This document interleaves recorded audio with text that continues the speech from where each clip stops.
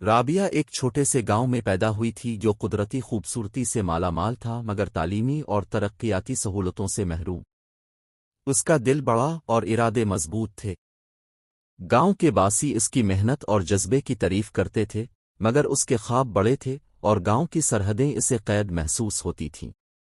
اس نے ہمیشہ دیکھا کہ اس کے گاؤں کے بچے اور خاص طور پر لڑکیاں تعلیم سے محروم ہیں۔ رابعہ نے اپنی ابتدائی تعلیم گاؤں کے اسکول سے حاصل کی، جہاں محدود وسائل اور پرانے طریقے تعلیم کے معیار کو متاثر کرتے تھے۔ مگر رابعہ کے شوق نے اسے کتابوں کے ذریعے نئے دنیوں کی تلاش پر مجبور کر دیا۔ وہ ہر وقت کچھ نیا سیکھنے کی جستجو میں لگی رہتی۔ ایک دن رابعہ نے اپنے والدین کے سامنے اپنے خواب کا اظہار کیا کہ وہ بڑے شہر جا کر اعلیٰ تعلیم حاصل کرنا چاہتی ہے۔ والدین نے شروع میں اس کی مخالفت کی، کیونکہ ان کے خیال میں لڑکیوں کا کام صرف گھر سنبھالنا تھا۔ مگر رابعہ نے ہار نہ مانی اور اپنے والدین کو یقین دلایا کہ وہ کچھ کر دکھائے گی۔ آخر کار والدین نے اسے اجازت دے دی۔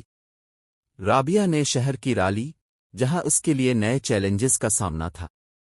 اس نے وہاں داخلہ لیا اور اپنی تعلیم کو جاری رکھا۔ وہ دن رات محنت کرتی رہی اور تعلیم کے ساتھ ساتھ چھوٹے موٹے کام بھی کرتی رہی تاکہ اپنے اخراجات پورے کر سکے۔ چند سالوں بعد رابعہ نے اپنی تعلیم مکمل کی اور ایک بڑی کمپنی میں ملازمت حاصل کر لی۔ اس کی محنت اور عزم نے اسے کامیابی کی بلندیوں تک پہنچا دیا۔ مگر وہ اپنے گاؤں کو نہیں بھولی تھی۔ اس کا خواب تھا کہ وہ اپنے گاؤں کے بچوں کو وہ مواقع فراہم کرے جو اسے حاصل نہیں تھے۔ اس نے کچھ پیسے جمع کیے اور اپنے گاؤں میں ایک اسکول کھولنے کا منصوبہ بنایا۔ جب وہ واپس اپنے گاؤں آئی تو لوگوں نے اس کا استقبال گرمجوشی سے کیا۔ رابعہ نے اپنے والدین کے ساتھ مل کر اسکول کی تعمیر شروع کی۔ اس اسکول میں جدید تعلیم کے ساتھ ساتھ ہنر مند تربیت بھی دی جانے لگی۔ چند ہی سالوں میں اس اسکول نے گاؤں کے بچوں کے لیے روشن مستقبل کی راہیں کھول دے۔ رابعہ کی محنت اور لگن نے ثابت کر دیا کہ اگر ارادے مضبوط ہوں تو کوئی بھی رکاوٹ راستے میں نہیں آ سکتی۔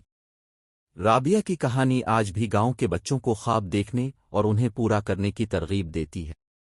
اس نے ثابت کر دیا کہ ایک فرد بھی بڑے پیمانے پر تبدیلی لا سکتا ہے اگر وہ محنت اور عزم کے ساتھ آگے بڑھے۔